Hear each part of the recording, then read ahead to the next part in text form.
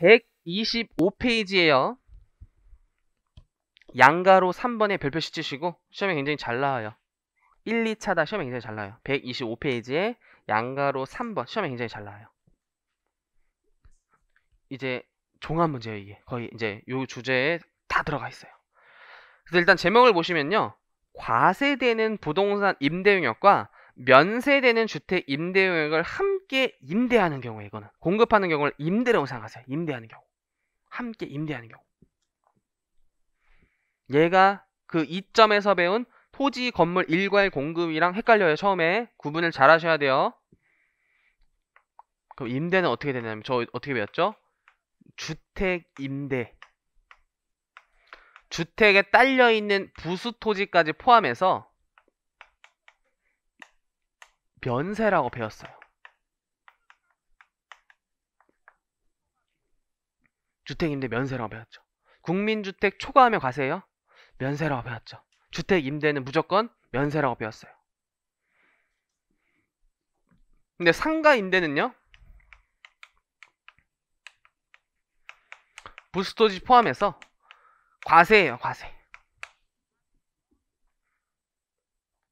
그래서 주택 임대는 면세고요. 당연히 요 주택에 딸려있는 부수토지 포함해서 면세고요. 상가 임대, 상가에 딸려있는 부수토지 포함해서 과세예요.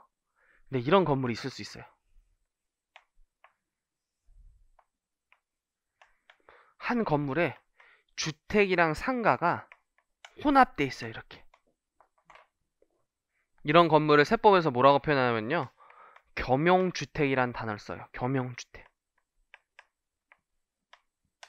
한 건물에 상가가 주택이 혼용돼 있어요. 그리고 나서 주택 임대료를 따로 받고 상가 임대료를 따로 받으면 어차피 상관이 없어요. 근데 이거 한 큐로 받을 수 있겠죠. 주택, 상가 다 포함해서. 어떤 사람이 여기 있잖아요. 어디 가게 가보시면 이제 밖에 여기 막 살고 있다가 갑자기 나와서 막 결제하고 이래. 제 주변에 세탁소도 그래요. 세탁소 하면 거기 집이에요. 집. 거기 집이에요. 근데 이제 세탁소랑 연결이 돼 있어요. 이렇게. 그런 이제 건물들 있잖아요. 그럼 이 사람이 만약에 저거를 산 게 아니라 본인 자가 건물이 아니라 그거를 어떤 사람한테 임차해서 쓰고 있다면 이 주택 상가 임대를 한 큐로 준단 말이에요. 한 큐로. 그럼 주택 임대는 면세고 상가 임대는 면세니까 이걸 또 갈라야 돼요. 이걸 또.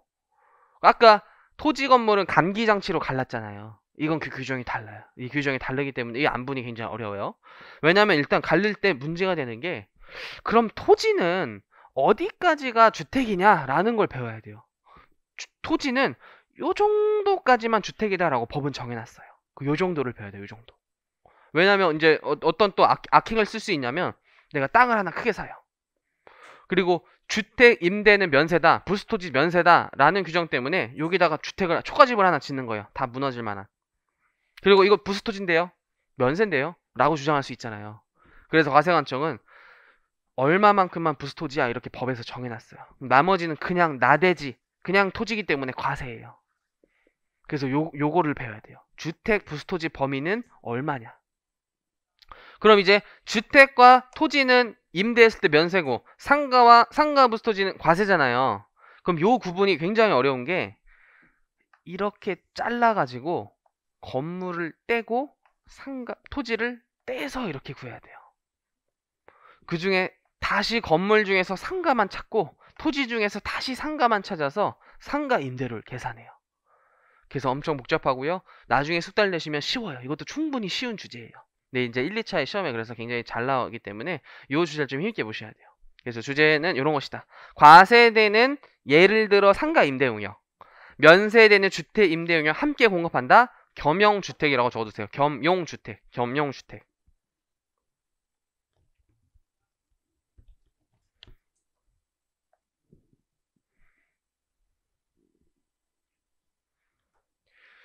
그럼 내용을 보시면요.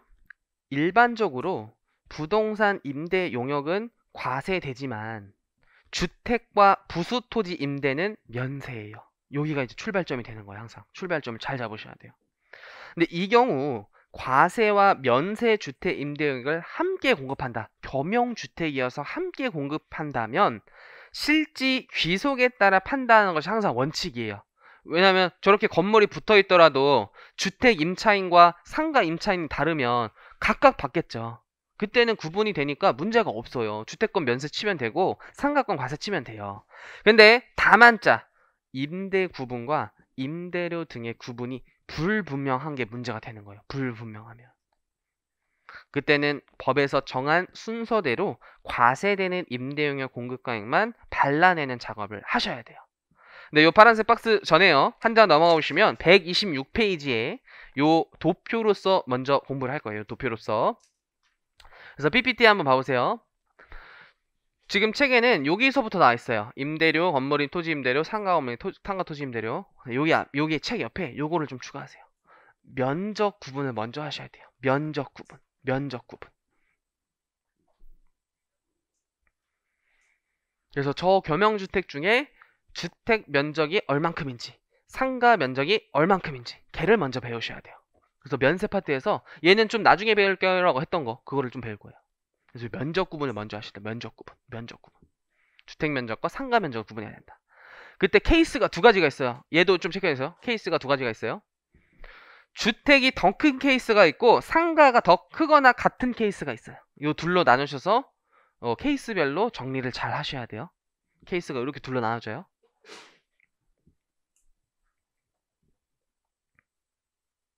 그래서 이 작업을 먼저 하셔야 돼요. 이 작업을. 이 작업을 먼저 하셔야 돼요.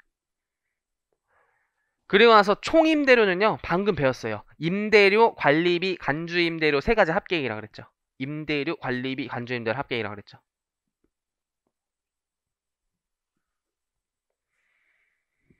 그럼 지금 겸용주택 아까 그림으로 표현하면 지금 이 총임대료를 다 계산한 거예요. 지금 요 단계에서는 임대료, 관리비, 간주임대료 합계액이 주택이건 상가건 토지건 싹 다 과세를 한 거예요. 그럼 상가 부분은 발라내야 되잖아요. 그럼 먼저 건물과 토지를 쪼개요. 건물과 토지를 쪼개야 되는데 뭘로 쪼개냐? 기준시가 비율로 쪼개요. 기준시가. 거기 아래쪽에 이렇게 적어주세요. 낮 감정가에. 감정가에 X라고 꼭 적어주세요. 왜냐하면 감정가에 왜 회크로 나오죠? 일괄 공급일 때 감기장치 감정가에 우선 씻었잖아요. 그래서 여기 감정가에 나오면 수험생 중 일단 30% 이상 틀린단 말이에요. 여기는 무조건 기준시가 비율. 감정가에 나와도 페이크. 무조건 기준시가 비율.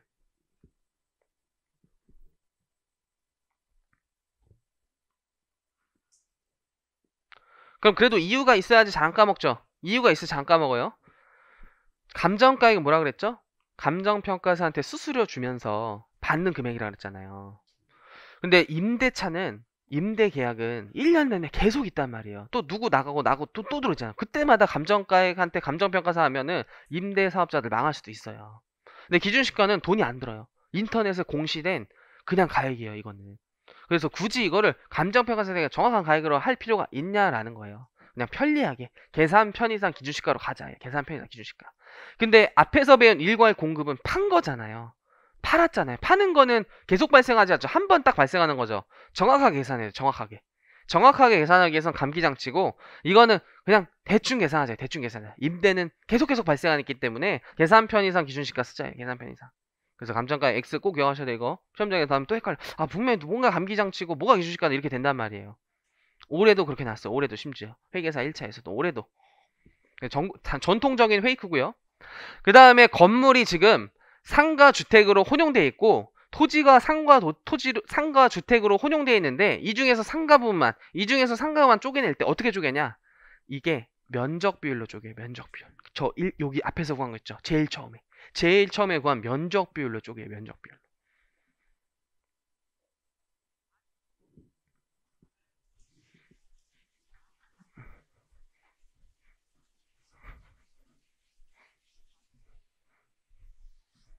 그래서 얘도 면적 비율부터 계산하실 줄 아셔야 돼요. 그래서 앞쪽으로 넘어가 보시면요. 이제 면세 파트로 가볼게요. 면세 파트. 93페이지요. 93페이지.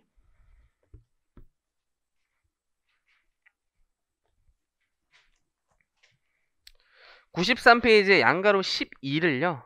뒤에서 같이 출제 경향에 맞게 공부할게요 라고 했었던 주제예요. 그래서 얘를 먼저 보셔야 돼요. 이게 겸용주택과 관련된 내용이에요. 그래서 먼저 주택과 부수토지 임대는 면세 치는데 주택은 상시 주거용으로 사용하는 건물을 말하며 주택 부수토지는 다음의 면적을 초과하지 않는 토지래요. 이를 초과하는 부분은 과세래요. 이를 초과하는 부분은 과세래요. 그래서 맥스 1, 2 돼 있잖아요. 1차까지는 1번만 보세요. 1차까지는 1층만 나와요. 1층. 근데 2차에서는 2층, 3층도 나온단 말이에요. 그래서 1차까지는 괜히 맥스로 헷갈리니까 1번만 보세요. 1번만. 그래서 주택 부수토지는 정착 면적의 5배, 도시 지역 밖은 10배까지만 부수토지로 보겠대요. 다짜고짜. 주택 정착 면적의 5배, 도시 지역 밖은 10배까지 보겠대요. 10배. 그럼 뭔 소리냐? 예를 들어 주택이 이렇게 하나 있는데 정착 면적이 이 땅에 붙어있는 면적이에요. 이게 한 30제곱미터래요.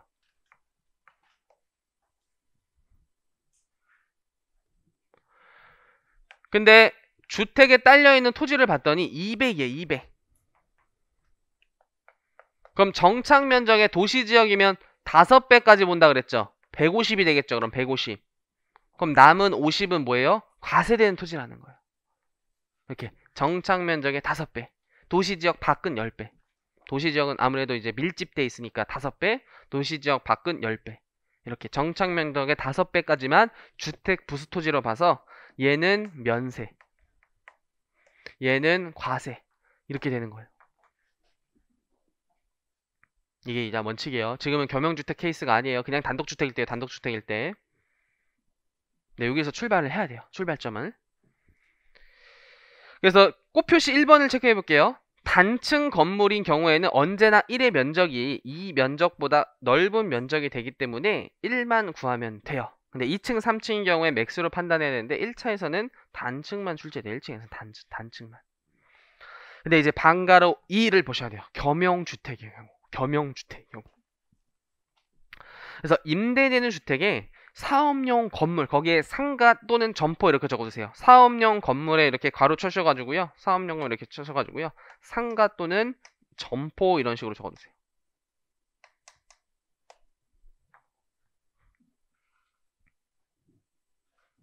이렇게 함께 붙어 있으면 다음과 같이 면세 여부를 판정한다라고 되어 있고 동그라미 1, 2로 케이스가 둘로 나눠져 있어요. 첫 번째는요. 주택의 면적이 사업용 상가 면적보다 크대요. 두 번째는요. 주택의 면적이 더 작대요. 작대요. 그 케이스로 나누셔서 보셔야 되는데 여기 책 설명보다 요 설명이 훨씬 더 이제 수업 목적점파하게 나와 있어서 얘도 수업 끝나고 일단 그 수업 자료 같이 올려드릴게요. 아까 그 페이지랑 요 자료 자체를. 그래서 첫 번째, 주택이 사업용 건물 면적보다 더 크다면 건물을 판정할 땐 싹 다 주택으로 그래요. 그냥 혜택상 싹 다 주택으로 그래요. 싹 다 면세겠죠. 그럼 건물은. 근데 토지만큼은요. 정착 면적의 5배, 10배를 총 토지 면적 한도 내에서 보셔야 돼요. 총 토지 면적 한도 내에서. 요 총 토지 면적은 왜 들어가느냐? 아까처럼 지금 주택이 여기가 30, 바닥에 붙어 있는 게 30인데 예를 들어 부수토지가 100이에요. 그리고 5배 해보세요. 150이 돼버리죠. 그럼 내가 실제 갖고 있는 토지는 100인데 지금 5배 때문에 이렇게 150으로 늘릴 수는 없단 말이에요. 그래서 총 토지 면적 한도 내에서 5배, 10배가 되는 거예요. 이렇게 5배, 10배 때문에 내가 갖고 있는 것보다 더 늘려서 관세할 수는 없는 것이다. 그래서 총 토지 면적이 한도처럼 되는 것 뿐이에요. 한도처럼 되는 것 뿐. 이것도 그냥 냅두고요. 그럼 요 이제 관련 사례를 곧바로 적용시켜 봐야 돼요. 사례는 되게 좋아요. 이 책에서 사례는 아래쪽 도표에서 저 동그라미 1번 사례를 여기에 연결시켜 놓으세요. 도표의 양가로 2를 연결시켜 놓으세요. 도표의 양가로 2를 연결시켜 놓으세요. 그리고 그림으로서 처음에 이해하세요. 그림으로서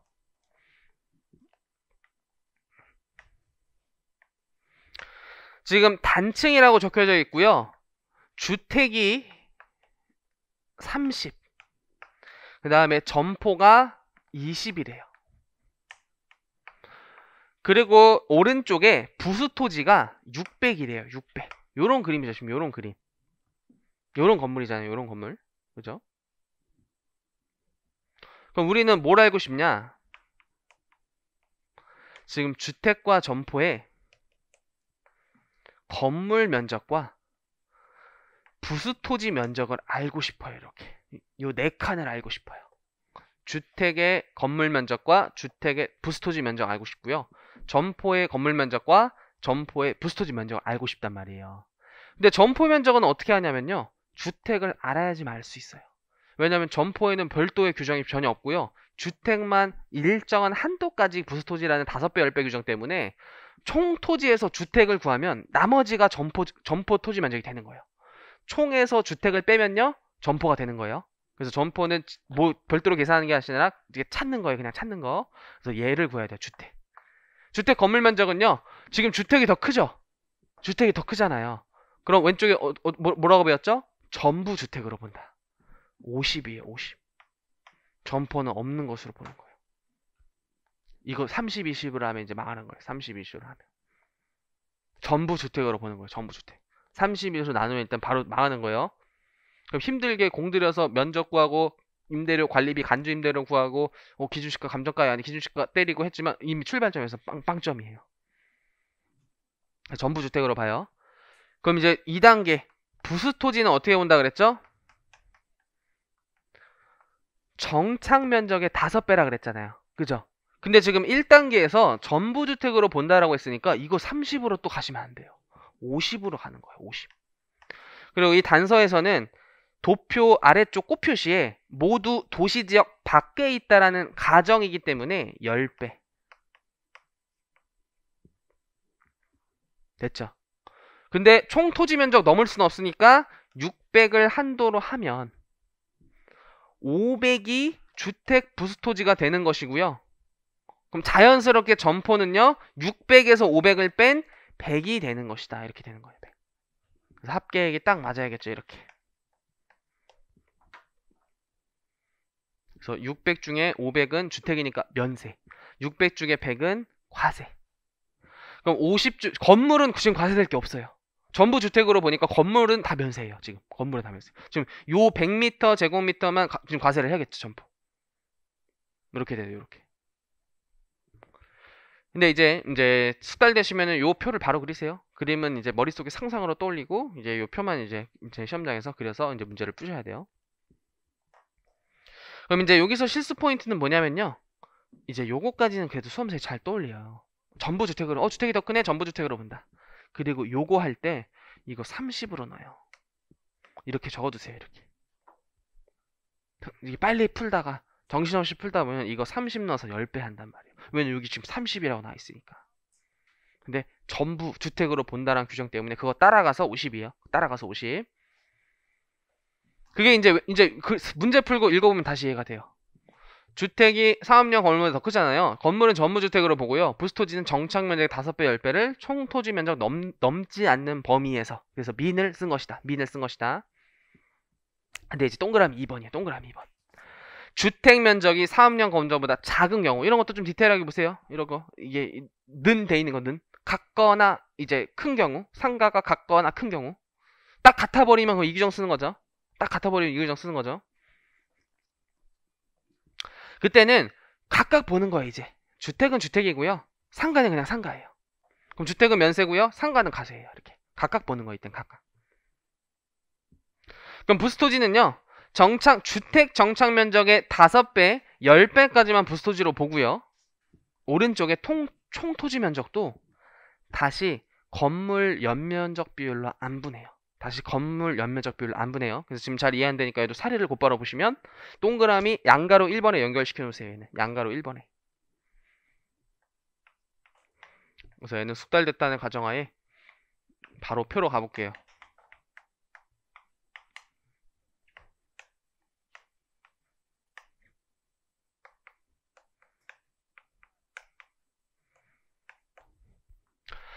아래쪽에 도표 양가로 1로 연결시켜 놓으면 단층 건물이고요. 주택은 20, 점포는 30이에요.